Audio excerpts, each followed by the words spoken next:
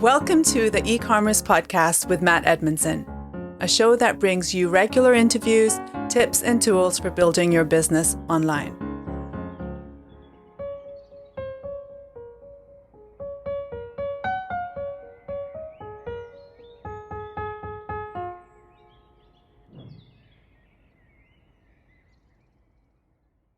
Hi and welcome to the eCommerce podcast with me, your host, Matt Edmondson.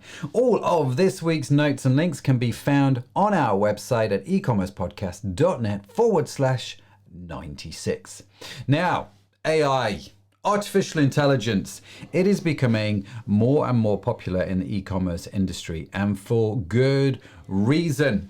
In today's show, you are going to learn why you should be using AI in your business and how it can help you increase sales and grow online. In essence, can AI help us deliver e-commerce wow? That's the question.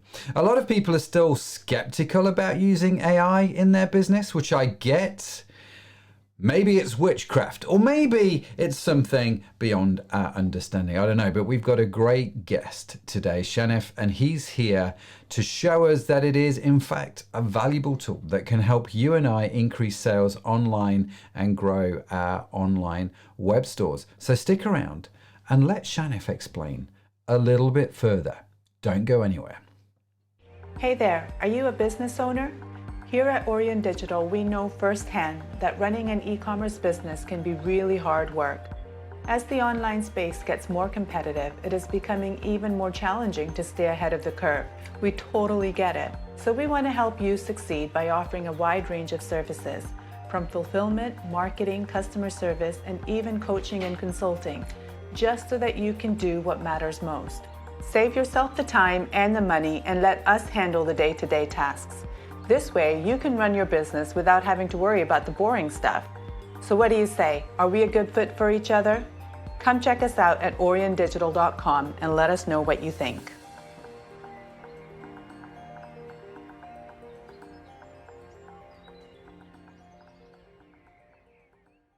Thanks for joining us on the e-commerce podcast. It is great that you are here.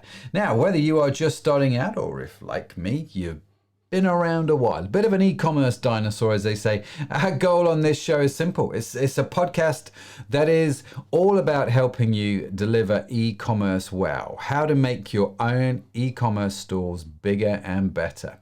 And to do that every week, we bring two things. One, great show sponsors who are going to help you, so do check them out, but also amazing experts who we get to interview, we get to chat with, we get to dig into their stories, their ideas, their principles, the things that are going to help you and me grow online. And today we get to talk to Shanif Dhanani. He is the co-founder and CEO of Apteo. He's a data scientist, bit of a geek, software engineer that helps. He's got a passion for helping businesses make better decisions using data. We all need data. Let's just face it.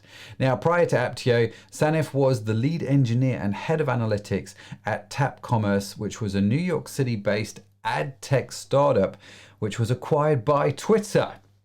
So I guess Elon Musk now owns it, right? Most recently, he was a data scientist and software engineer at Twitter itself. Yes, he was, where he worked on a variety of projects across advertising and analytics and machine learning. So prior to Twitter, prior to Tap Commerce, Shanif was a software consultant at Booz Allen. So you know what? He's got a good resume, right? He knows what he's talking about. He's got a Bachelor of Science in Computer Science from the University of Virginia and an MBA from NYU's Stern School of Business. The man is qualified to talk to us about AI, and he is going to tell us why we should care and what are some of the things that we should be thinking about. So without further ado, here's my conversation with the phenomenal Shanif. Thanks for joining me on the e-commerce podcast. Great that you're here. I've been looking forward to this conversation since our pre-call because we are going to be talking about all things AI. But one of the things that got me excited in our pre-call was the fact that you actually run a small e-commerce business, because for years we've seen these as two separate things. You can't have AI and be a small business because you needed big data, I think was the official thing. So we've got a lot of good stuff to get into. So thank you for being here. Really appreciate it. Just for the good folks listening, whereabouts in the world are you? Matt, thanks so much for having me. I am in New York City, Midtown Manhattan, for those of you who know much about New York. Midtown Manhattan. And are you a New Yorker by trade? Are you an import into New York City? Much like most of us, I am an import, but I have been here for more than 10 years now. So whenever I talk to anyone who's anywhere else, I'll say I'm from New York, but was originally born outside of Washington, D.C. in the suburbs of Northern Virginia. Oh, wow. So not too far, just down the road. Not too far. Just down the road. Yeah, it's a quick train ride these days. Not too bad. Not too bad at all. Well, it's great that you're here all the way from New York City. I have to admit, I've not been to New York since, I think 2018 was the last time I was there, mainly because of COVID. Yep. And I remember I did a trip with my boys. I have 3 kids, 2 boys and a daughter, and I did a trip with my 2 boys. And we went to various places, of which New York was one of them. We went for a few days. They really wanted to see the city, and we had such a great time. I really like New York. It's like the 4th time I've been there. Really love it. So I get why people stay there. What they get sort of drawn in and hooked. Is that what's happened to you? You've just got hooked. You could never leave now. I just got hooked. I came here for business school, and then I actually had to leave for about a year and a half for work, and I couldn't stand it. So I came back. And, it's just been one of those things where, New York life, it's a tough living, but it's also really, really engaging and really exciting. And so I'm still here, and I don't know how much longer, but I anticipate I'll have ties to New York for a while. Yeah, I get it. I do. I suppose we have friends in London who live in London, and every time I come out of London, I go, I just don't understand why they live in London. Then I go to London and go, I totally understand why they live in London. It's a really fascinating thing. Yeah, the big city. There's an appeal. Yeah. So AI, let's get into AI and talk about that. So let's start right at the beginning. What do we mean when we say phrases like AI, and why should I pay attention? That word and that phrase has become such a buzzword these days, it almost doesn't mean anything. So my background is in sort of data science and machine learning. So I'll break it down for you really quickly, hopefully not boring any of the listeners. AI means a lot of stuff today. It can mean anything from like trying to predict the weather all the way up to having a big sort of sophisticated game engine that can beat the world's best player in a particular sophisticated game. So it's this really all-encompassing term. Generally, what you're hearing about in AI when it comes to business is more along the lines of predictive analytics. So trying to forecast or predict a particular interesting thing that somebody cares about. And that's really, if you think about it, it's kind of advanced statistics. You take a bunch of data, you take a bunch of numbers, you see what those numbers essentially relate to in a metric you care about, and then you generalize that pattern. And that's generally what we're going to be talking about, at least what I'll be talking about today when I refer to AI. Does that help? Yeah, no, totally. Because like you say, everything has now got the phrase AI involved in it. I can buy AI headsets. Do you know what I mean? There's all kinds of things. I can get something that cuts my grass using AI. I mean, AI mows my lawn now. There's barbecues have got AI in them. There's just everywhere. And I don't know if you're old enough. I don't know how old you are, Shanif, compared to me. I remember the movie AI coming out. The Spielberg one. So I've grown up. I've sort of lived with this sort of rapid introduction of this phrase AI. So I appreciate the explanation because, like you say, it just means. I don't think it really means a whole great deal these days. Yeah. Doesn't mean anything now. So you really have to kind of hone in and narrow it down when you're talking about it today. So why predictive analytics? Why that specific aspect? Why is that of interest to you? So we work a lot with e-commerce stores, and one of the things that they're having trouble with today is obviously driving sales from their customers, acquiring new customers. And one of the most important things that e-commerce stores have to do is create highly targeted marketing. They have to create campaigns that resonate with their customers. And without a lot of data to guide you, you might be relying more on intuition or perhaps your experience, which is great. But when it when it comes to creating these campaigns, being able to predict what your customers are going to do next makes it a lot easier for you to create a campaign that's going to speak to them. So when it comes to predictive analytics, if you know what maybe a customer is going to buy next, or if you know that a customer is likely to never come back unless you give them a discount code or you give them an offer, then you can tailor your messaging a little bit more appropriately. And so that's why we focus on this particular area of AI. It helps our brands and our customers grow more sales by personalizing their marketing. So this idea that you can use predictive analytics to figure out who's not going to come back and shop with you again, for example, was one of the categories that you mentioned. Mm-hmm. How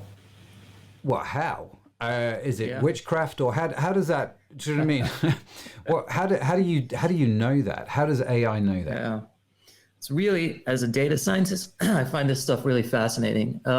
I'll start off by saying this. Each individual person can be wildly unpredictable. It's really hard to know what a person is going to do. But if you get a lot of people together, it's really, really easy to figure out what's going to happen on average across that group of people. Okay. And we use this principle. I've used this principle across many sort of jobs, Twitter, my former startup, this one. You can use this principle to maximize your gains across different areas. So what we do is we let stores plug into Apteo, our startup. Once we do that, we get all sorts of information about their customers. Everything from, where they live to their names, so we can predict their gender, all the way down to like, what did they purchase 5 years ago, 6 years ago? And then what do they go on to do after that? So you can think of it as a giant data set. And the AI basically just takes a snapshot in time of everybody. And then it goes on to see what did those people do, a year later or 2 years later. Then it takes another snapshot and it does the same thing. What did those people go on to do? So it takes all of these snapshots in time and it generalizes across all the patterns that it finds. And then once it learns the patterns, you can actually apply those patterns to predict what people are going to do tomorrow, a year in advance, 2 years in advance. And if you have enough data, you actually can start to do this with very high levels of accuracy. So now if you're creating campaigns based on, let's say, a group of people who are likely to never come back, you're sending them a different message than a campaign that's targeted to maybe a more smaller group of people who are likely to buy your second best-selling product or third best-selling product. And so basically, like I said earlier, you get a lot of data and you crunch the numbers and you kind of find what patterns there are that are associated with the metric that you care about. Okay. Well, one of the things that I mentioned earlier is when we've talked about AI on the show in the past, I've always come away with sort of two overriding thoughts. One is this sounds really exciting, and the other one is I don't know if my e-commerce businesses have enough data to make this a viable thing, right? So like you say, one person is unpredictable, but you put a lot of people's data together, you can start to predict with some accuracy. And I suppose the more data you have, in theory, the more accurate that data is going to be. And so when you talk about big data, or when you talk about having, enough data to get some information out of it, what is that? I don't know if there is a number for it, but what is it? Where do I need to, at what point does my business stop being too small to being something that actually can start to think about AI?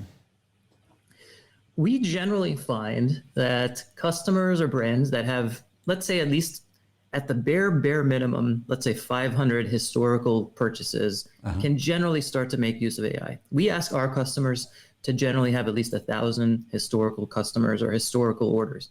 And it's a little bit of an arbitrary number, but what we found is that around that order of magnitude generally starts to create meaningful recommendations, meaningful predictions. If you've only got 5 or 10 customers, you're not really getting enough information. You're probably just starting out. You're probably not really sure what you're trying to do. And so you've got bigger problems or bigger sort of challenges that you're trying to solve first. Once you get up to a couple of hundred customers, you can use AI to a certain extent to try to figure out what's going on next. And then after a couple thousand customers, you get pretty accurate. So the more data you have, our customers who've got, let's say, 500,000 historical orders will certainly have more accurate predictions than somebody who's got a couple thousand. But it's one of those things where it just gets better and better and better. And you're generally going to want some sort of minimum of that, maybe 1,000, like I said, for our stores. Okay. So, which is not actually a huge amount. I mean, it might be a huge amount for people who are just starting out going, man, 1,000 customers sounds like an absolute dream.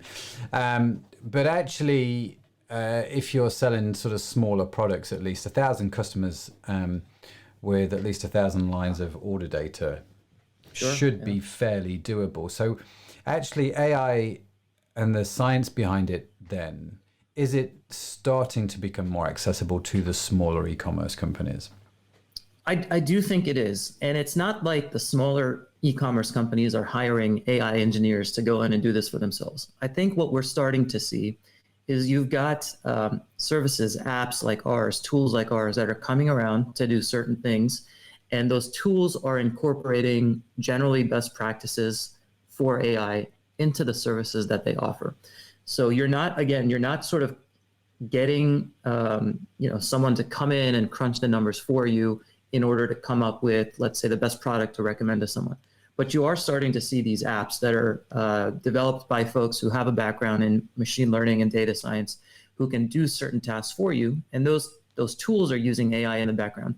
And I'm starting to see a lot of stores and brands consolidating or actually aggregating lots of these tools into their store, using them all in collaboration and conjunction with each other to sort of improve their business. This basically now means that you as a marketer, you don't need to have maybe the same level of advanced analytic skills that you might have had to before these tools existed.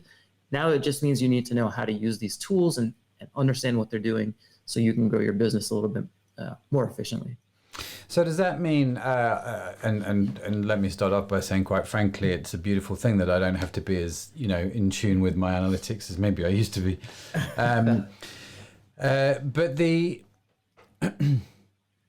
So does that mean learning how to use these tools, because the machine, the algorithm is doing the data interpretation for you, it's spitting out some numbers at the other end. So the data that it's giving you at the other end, is that making it so that what I should be focusing on is very targeted marketing? It's saying basically there are these customer types, these customers are in this. You go away and figure out how to market to that group. I'm telling you who's in it. For our case, that's exactly right. So we'll essentially, we'll look at all of your data and we'll output something that says this group of customers will likely respond to this offer. This group of customers will likely respond to this offer. Different tools might actually do things for you differently. So one of the things we're building is now, once you've got this group of customers, you still as a marketer need to take that group, we'll sync them to your tools automatically, like for example, Klaviyo or MailChimp or whatever, but you still have to go into your email tool and set up the campaign. Now, one of the things that we're working on is being able to automate that step. So you've got your group of people who are likely to respond to an offer, click a button, and we'll set up the campaign for you using a different type of AI, using something like maybe natural language processing, where we can start to predict what's the best headline or the best sort of subject line to send to a customer. And then all you have to do as a marketer is go in, tweak it, and send it. Other tools are doing different things. Other tools might be saying, have your customers fill out a 10-question quiz. We'll collect that data, we'll feed it into a system that learns what sort of preferences your customers have, and then we'll come up with maybe an on-site product recommendation for your customers, and that recommendation gets better and better and better over time. So you as a marketer then don't even need to worry about customer data or groups of customers. You can just have this automated system select the best product for a customer who's looking at your website right now. And so different AI systems are doing different things. In our case, what we like to do is provide a tool for the human marketer, because the marketers are the ones who are driving all of these sales. They're the ones who are very creative. They're having trouble kind of trying to figure out what campaigns to create. They don't want to spend 20 hours in Excel. And so what we're doing is we're basically saying man plus machine will help you drive sales. The AI is a tool that you can use to figure out how to make better campaigns going forward. And is the data that is coming out of AI now, I mean, you say, the more data you have, the more you can start to predict with reasonable accuracy and what's happening. What does that mean, though, reasonable accuracy, when it comes to the data? How reasonable I didn't ever envisage asking this question, but how reasonable is that data? The data, well, I'll say there's a couple of really interesting things to dive into here. As a data scientist, a machine learning engineer, most of my time is spent on kind of grunt work, cleaning up data, making sure that someone's name is capitalized properly, making sure that, there's no missing sort of information. So the question you had actually has kind of a hidden question inside of it, which is data can be kind of unclean and we need to spend a lot of time cleaning it. Now, let's say you clean it, you get a lot of data.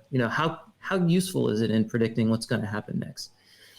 There's a couple of ways to measure this. There's the sort of in-depth AI way, where you've got all sorts of technical metrics to talk about how accurate your AI model is. These are things like precision, recall, area under the curve, ROIC, things that most non-practitioners wouldn't understand. So when we sort of start to talk about the efficacy of our system, we generally talk about it in terms of what it can do for you, for your marketing. And so what we try to do is we say, maybe you were running a campaign before that had less than 1 return on ad spend. Maybe you were targeting a very broad interest group. Let's say you're a fashion company, targeting a broad interest group, maybe women between the ages of 18 and 35 with just a lot of dresses. You come in, you say, look, maybe we could start to use AI to get more precise. So you come in, you say, okay, we're going to use AI to predict who's most likely to buy our specific products. You start running a campaign against them. Maybe your reach is a little bit smaller, but your return on ad spend suddenly goes from less than 1 to maybe 1.5 or 2, and suddenly you become profitable by targeting the right people at the right time. So from our perspective, our AI helps you run those sort of more profitable campaigns. We've generally taken customers from less than 1 ROAS to above 1, especially after the Facebook sort of issues now with the iOS privacy updates. We're able to sort of get people back to those original pre-2020, pre-2019 numbers. But we're also able to do things like target your emails a little bit better. So now instead of your open rates being maybe 30%, 40%, we can get them up to 60%. And maybe your click-through rates go from 5 to 10% to 20%, and your conversion rates go higher. So what we generally try to do is frame the accuracy of an AI system within the context of what our customers are trying to do, which is create more accurate campaigns and drive more sales. Now, Matt, that being said, I am happy to jump into the technicals and talk all about that stuff if you want, but I suspect you might go to sleep. So no. I part of me would actually love to go there, Shanif. I'm not going to lie.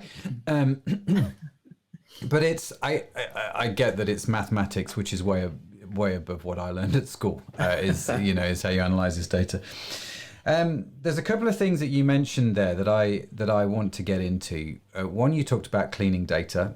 2, you talked about better Facebook ads campaigns. And 3, you talked obviously about email and how AI can help with conversion rates and open rates, which are all great things to say. I want to understand how that works. So we're going to get into that in part 2 of the podcast. But first, we're going to take a quick second to hear from this week's show sponsors. Did you know that nutrition is one of the keys to maintaining the energy you need to drive your business forward? Vegetology creates incredible, unique supplements in an eco-friendly, ethical, and sustainable way that feed your body with the precise nutrients it needs. We're not just making you healthier, we're helping to protect our planet too. Our products are vegan friendly and approved by the Vegan and Vegetarian Society. Plus, they're gluten-free, so they fit perfectly into any lifestyle. They also contain no artificial colours or flavours, making them good for your taste buds too. You can feel good about your food choices with our healthy, natural supplements. We have something for everyone, whether you want to boost your immune system or just get more energy every day. And we're always working on new ingredients so that we can provide even better products in the future. So what are you waiting for? Get started now by heading over to vegetology.com.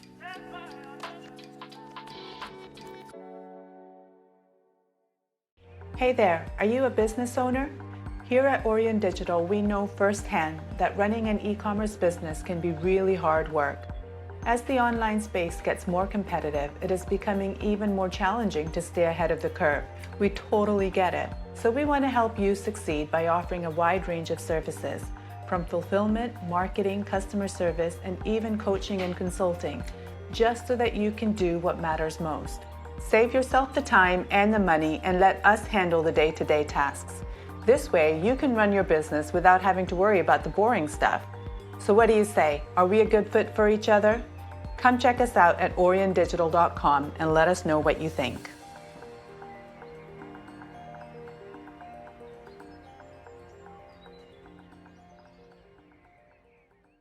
Well, a big shout out and a big thanks to our show sponsors. I'm back here with the legendary Shanif talking about all things AI, trying to understand without getting too into the theoretical physics of it.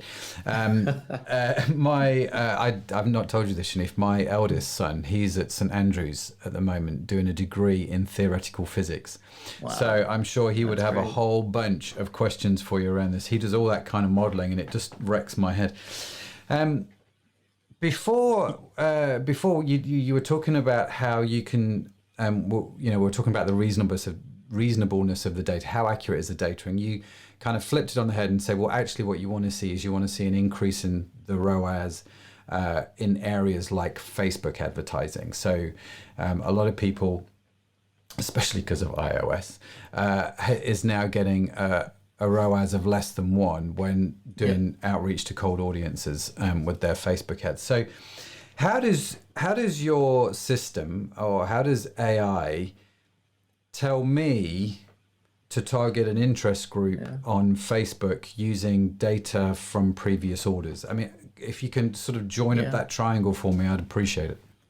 Yeah, we, you used the phrase flipped it on its head. So we kind of flipped the concept on its head. We no longer think about broad level interest groups, at least for the customers who are using Apteo. And the reason is we now know exactly what each customer that has ever purchased from you is likely to do next.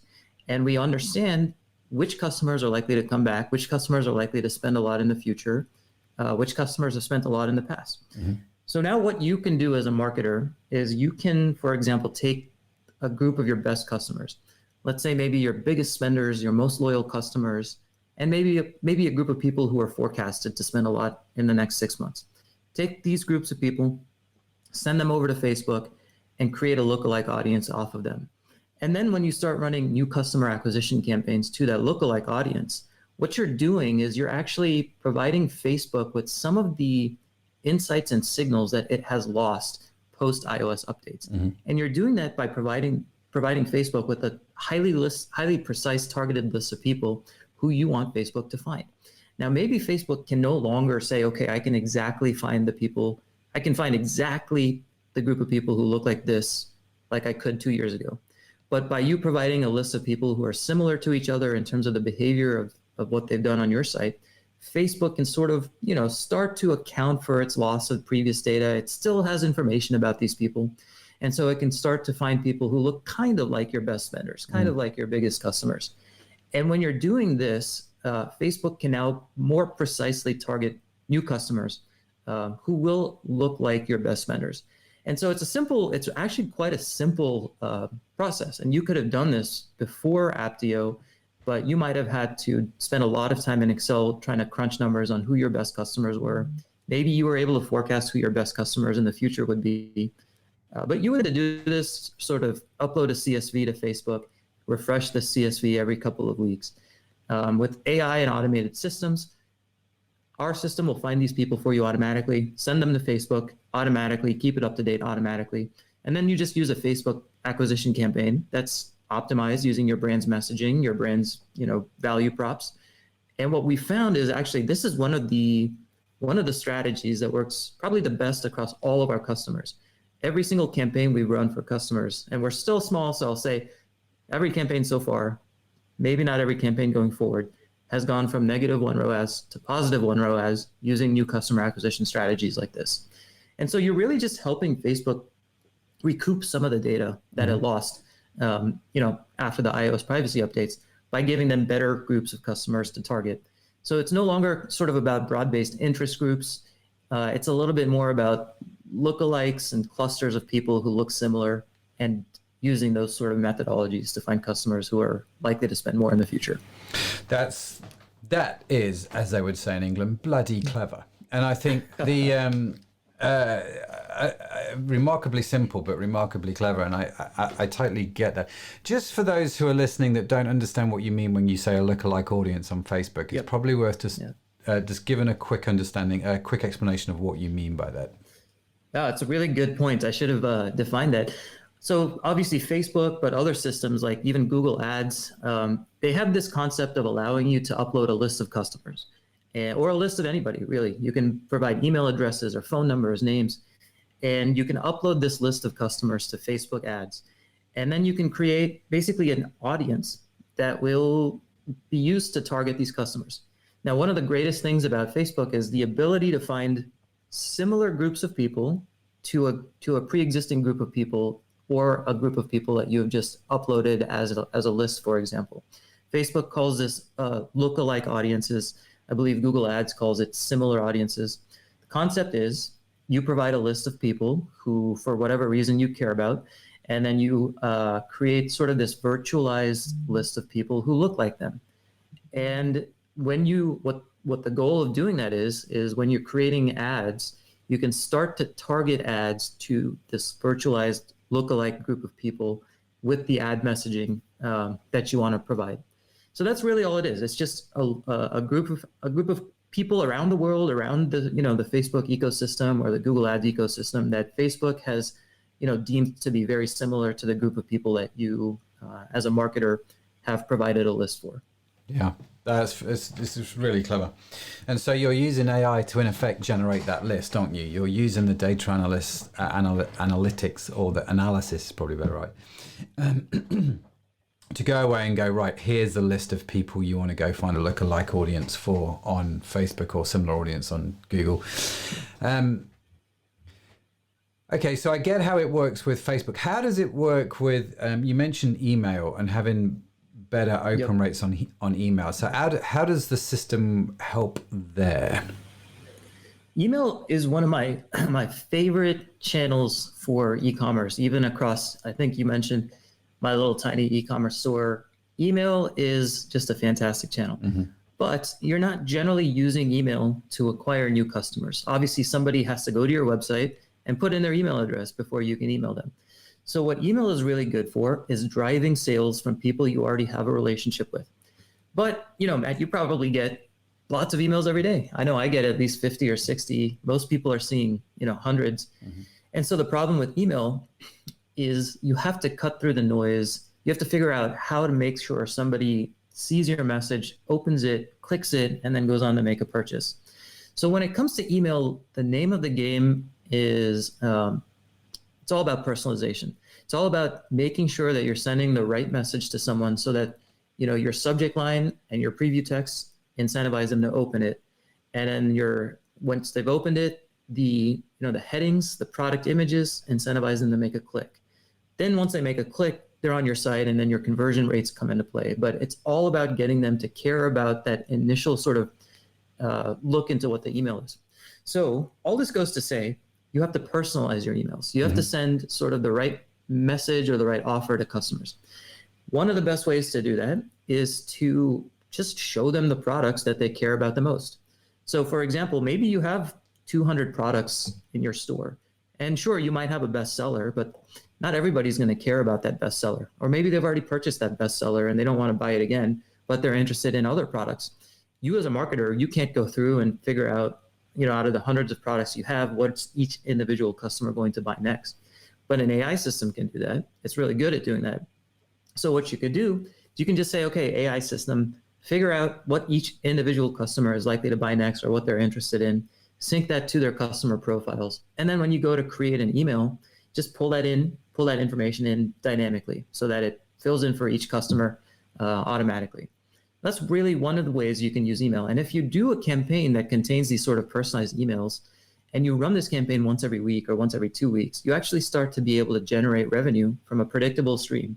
A couple of our cosmetics brands are doing this sort of email once a week or once every 2 weeks, and they're generating very, very consistent sales from it. And in fact, as they get more data, you can start to see that the trend, the amount of money they make from each email goes up over time. So that's one way you could do it. But you also have more traditional strategies. You still have people who, might never come back. You still have those people who might be at risk of only buying once. Our AI system can figure out who those people are. And when you've got people like that, you offer a discount ladder. And so you say, maybe a 3 email sequence where you say on the first email, hey, we've rolled out a bunch of new products, come check us out. And if they don't respond to that, the second email will offer a 10% discount along with some maybe personalized product recommendations. And if they don't even respond to that, the third email, which actually tends to drive the most number of sales, is very sort of in your face. It says, hey, we miss you. We want you back. Take 20% off, straight to the point. And a discount ladder like that can actually do wonders in recovering people who are at risk. You've got sort of 10 or 15 different strategies, like the 2 that I just mentioned when it comes to email, as well as SMS, that you can start to implement. The key, again, is sending the right message to the right customer. And in order to do that, you just have to know what your customers are. You have to know a little bit about your customers, and that's where the AI can help. Again, very smart, isn't it? It's like, and as you're talking, I'm thinking, in essence, what I don't want to do is send somebody that's used to buying blue shoes information on red shoes. I just don't want to do that, because that's just not going to help me. And using AI to simplify that entire process. And so, okay, I start to see how that works with email. The third thing that you mentioned that I just want to clarify a little bit on, you said the bulk of your time is cleaning data, and you're capitalizing somebody's name. That sounds remarkably painful to me. So if I... But is this cleaning of data? Well, first of all, what do you mean by cleaning of data? And secondly, is this something that I'm going to have to do as a store owner to get the best out of the AI at the other end?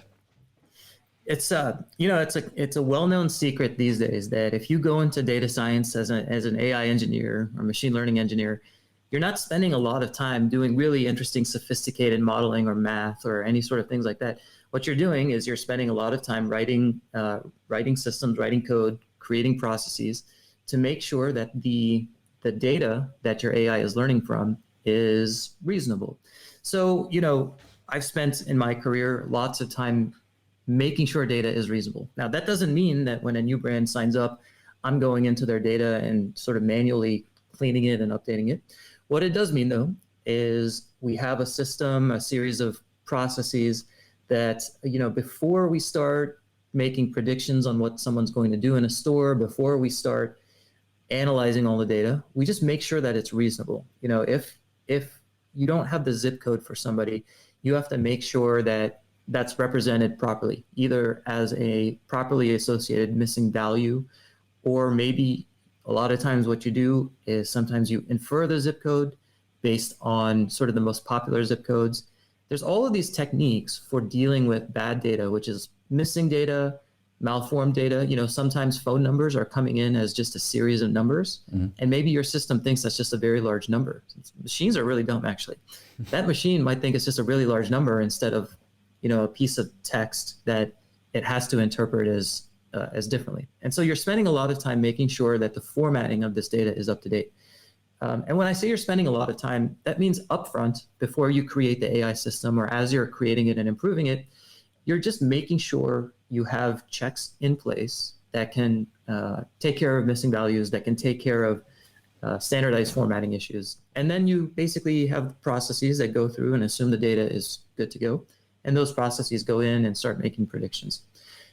So I guess what I'm trying to say is, as a data scientist, a lot of time is spent sort of understanding the data, understanding where things could go wrong, where things are malformed, what data is coming in from the e-commerce platform, what data do we have, what data do we not have, understanding all that so that I can properly format it and my assumptions about it are correct, so that the AI system can go in and do its thing afterwards. Very good. Very good. That's good. I'm glad it's more you than me, because I just had visions of me having to go through an entire database. Well, that customer surname's not capitalized. I need to resolve that one, and that one's got a missing postcode. Yeah, that would just be that would just be a nightmare. And it's interesting though that the data has to be of a certain quality to get reasonable information out. You mentioned that machines inherently are dumb. Which I think is quite an interesting thing, because we do think everything's getting smarter and smarter, but you've still got to put good stuff in to get good stuff out. What's that phrase? Garbage in, garbage out? Garbage in, garbage out. That's exactly. right. Yeah. And it applies to AI, doesn't it? So It's especially true with AI, especially true. that's really fascinating. So, excuse me, you mentioned, I think we've both mentioned now, you have a small e-commerce business, Hydronize. That's right. Yep. Just quickly, what is Hydronize and what is it you're selling online? Hydronize is a really interesting small store. We specialize in hydrogen-infused water bottles, water machines.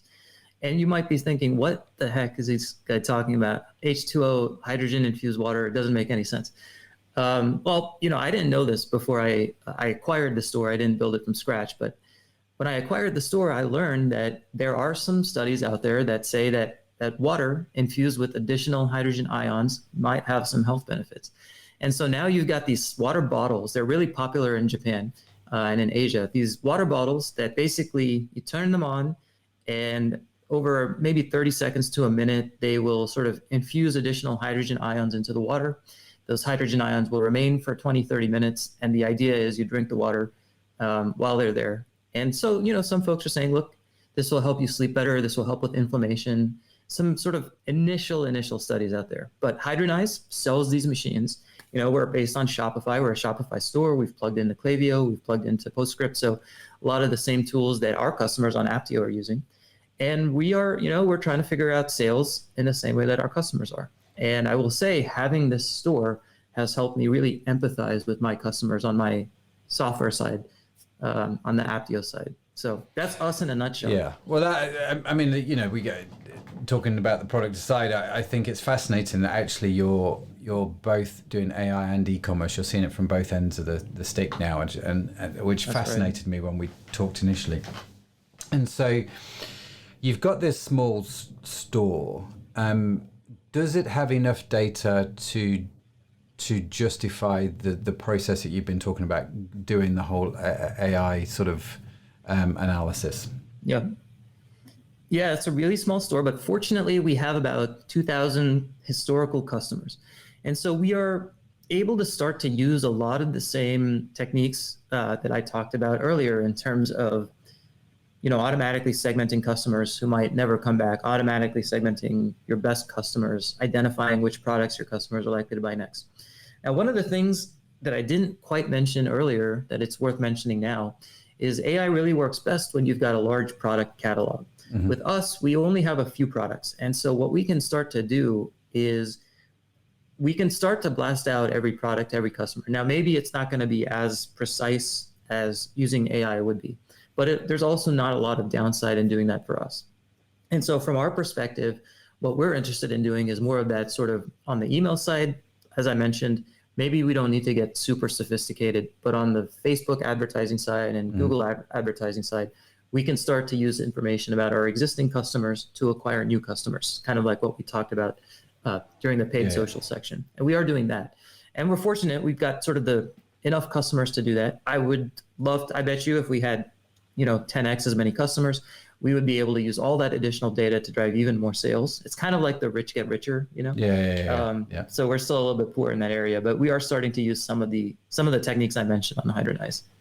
And so it's interesting that you this is how you're using it on your e-commerce stores to sort of build out your Facebook audiences, and you're using that to drive sales in a more successful way. I assume it's more successful since you've plugged the AI in. Right. Yeah. It is. Yeah, I just don't want to make the assumption.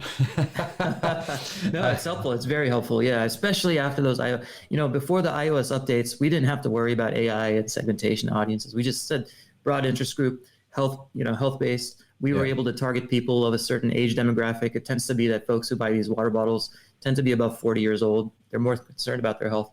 After the iOS, updates, none of that worked anymore. So now we have to do more precise audience targeting, and that seems to help us on Hydronize.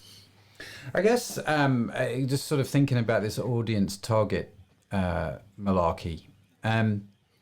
We've obviously been talking about e-commerce here, but I'm assuming actually it can be used for anything. So say charities that have had over 2,000 donations from various people can use the same AI to analyze who's making donations to then try and predict who would be likely to make a donation in the future, right?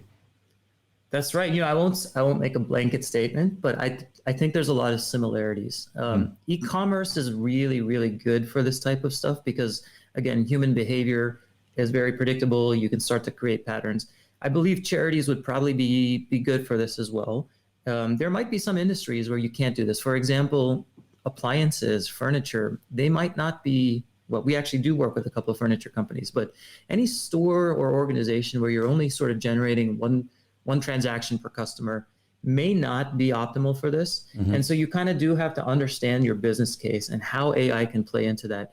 But in your example, charities, I think would probably do really well with a technique like this. And I'm a huge proponent of sort of donations and charities. And so I'd love to work with charities that might be interested in doing this. Yeah, it's really, I'm just thinking about the possibilities because, I mean, obviously you've got customer data coming in, but I mean, one of the things that you mentioned on your website is you don't have many products which you sell at Hydronize. You have one or two products. That's correct. And so you can't take full advantage of the whole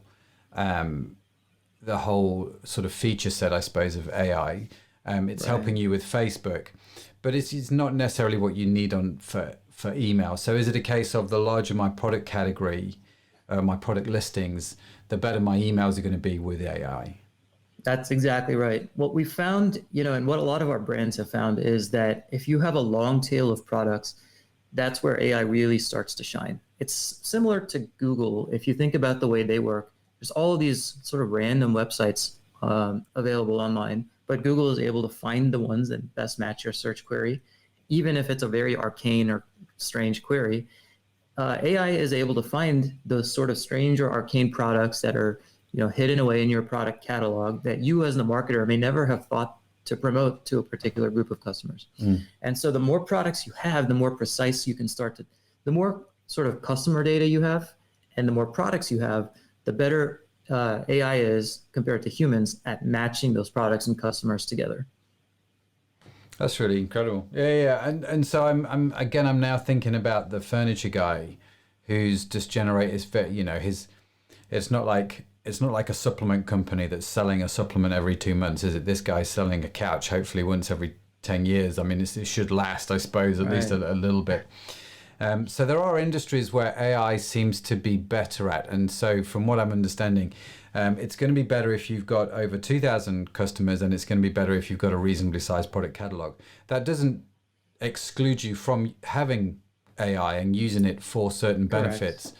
But you're going to get the most benefit if you meet those criteria. Have I understood that correctly? That's exactly right. In our case, we say 1,000, it could be 2,000, but somewhere around that area, that's exactly right.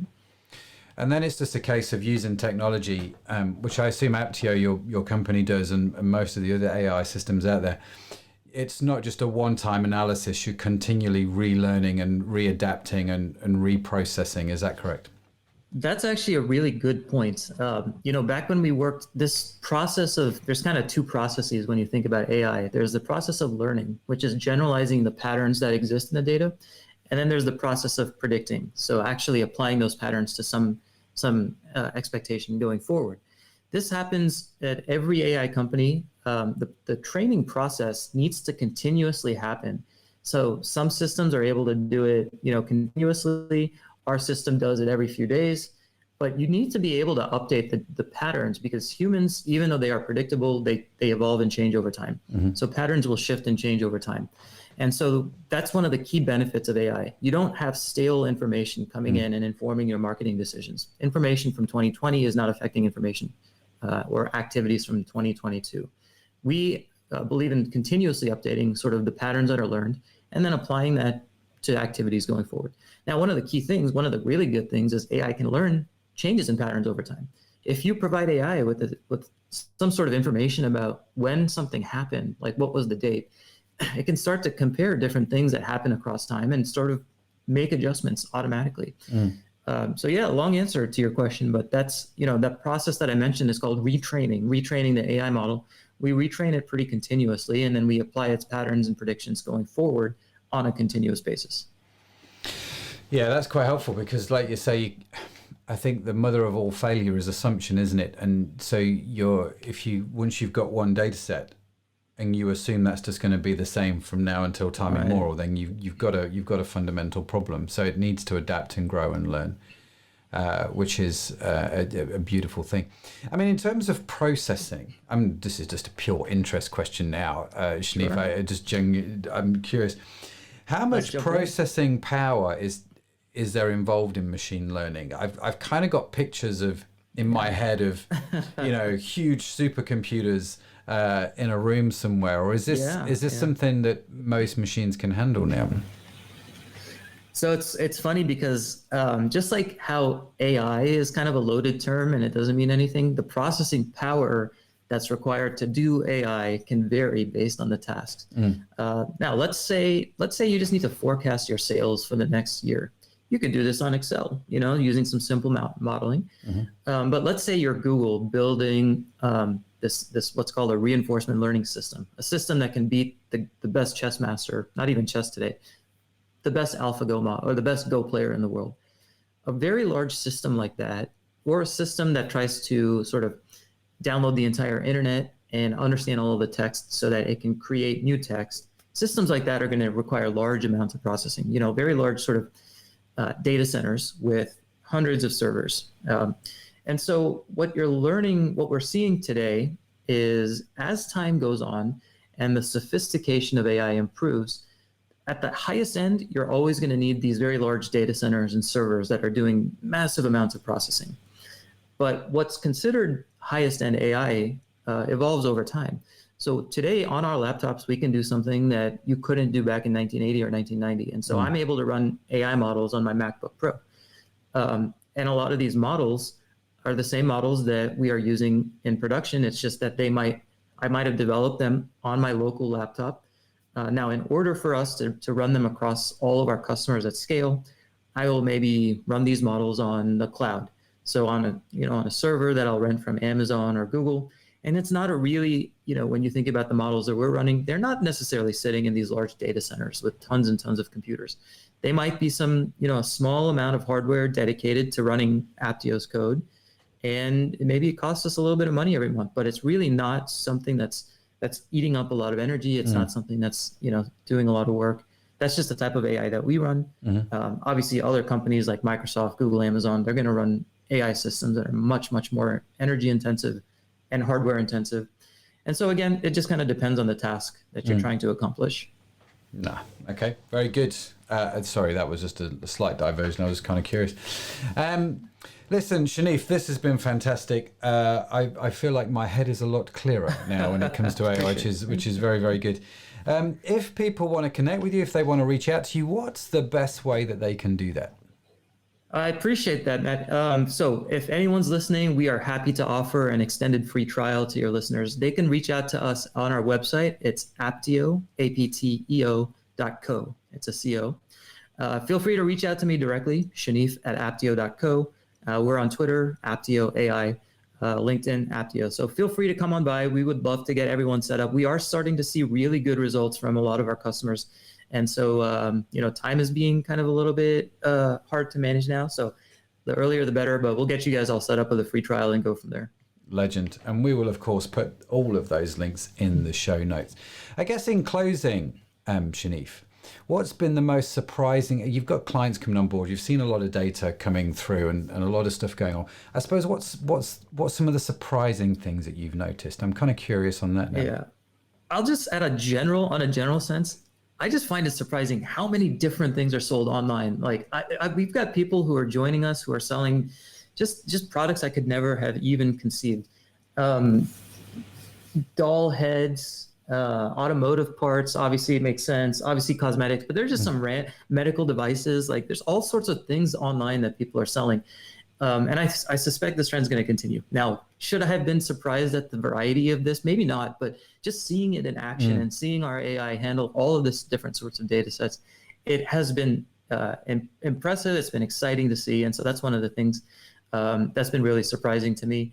And then the other sort of on the flip side of things, I find it, it's surprising how many marketers are having trouble today. There's just all sorts of challenges to marketing and driving sales. And it's there's no standard playbook. So maybe one company is doing something that a different company just never knew about. And so there's a lack of information, there's a lack of knowledge across all of these sort of industries and marketers within these industries that I think can start to be standardized.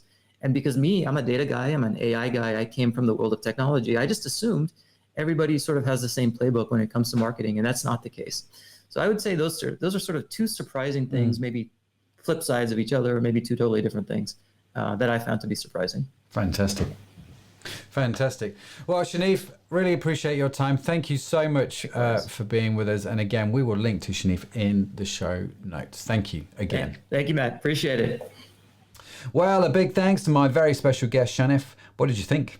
Are you convinced now about AI? I think you probably should be, really. How's it going to work for you? What can you do? I think it's all good stuff to think about, isn't it? And of course, if you were unable to take your copious amounts of notes, which I know you wanted to take, you can get all of the links, the notes and the transcript from today's show at ecommercepodcast.net/96. And that's available for free, no email address, none of that sort of stuff.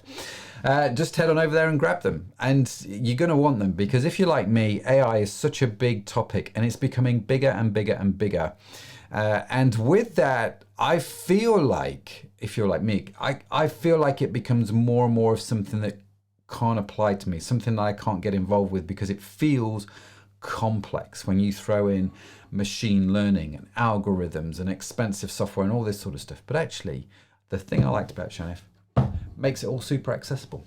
So do dig into it.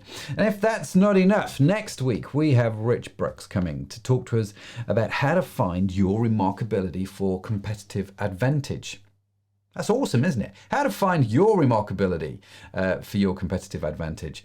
Does that sound interesting? Is that wetting your whistle? Well, if not, here's an excerpt from next week's show, and hopefully that will help you think, yeah, this is going to be awesome. Because there's always going to be somebody out there with a cheaper version of what we're trying to sell people. And you can't be racing to the bottom when it comes to price. So it's really important. It does mean sometimes when we choose something to focus on when it comes to our own remarkability or what helps us stand out online, that we are pushing away potential customers. But that's okay.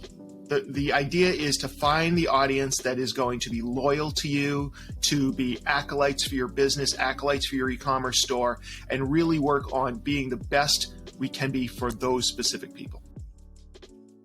Rich is such a fab bloke. You're not going to want to miss it. I am looking forward to this conversation, let me tell you now. If you've enjoyed this week's podcast, then I would appreciate it if you could rate the show on iTunes or wherever you get your podcasts from. And of course, share it out to the wider world. Let the good folks in the wider world know about it, because the more folks that we can connect with, the bigger the podcast, the bigger the podcast, the better the sponsors, the better the sponsors, the better the guests. The better the guests, the better the content. You know the story, you know the scoop, right? It's a win-win for everybody. So, you know, help me to help you, as they said in Jerry Maguire. I really should learn to do that better. Anyway, as I said at the start, all of the notes, links and transcripts to today's show are available online, and you can get them for free at ecommercepodcast.net/96. That's it from me. Thank you so much for listening. I'll be back again next week. So wherever you are, whatever you're doing, I hope you are learning and growing your e-commerce business. I hope, like me, you are delivering e-commerce well. Great to see you. See you soon. Bye for now.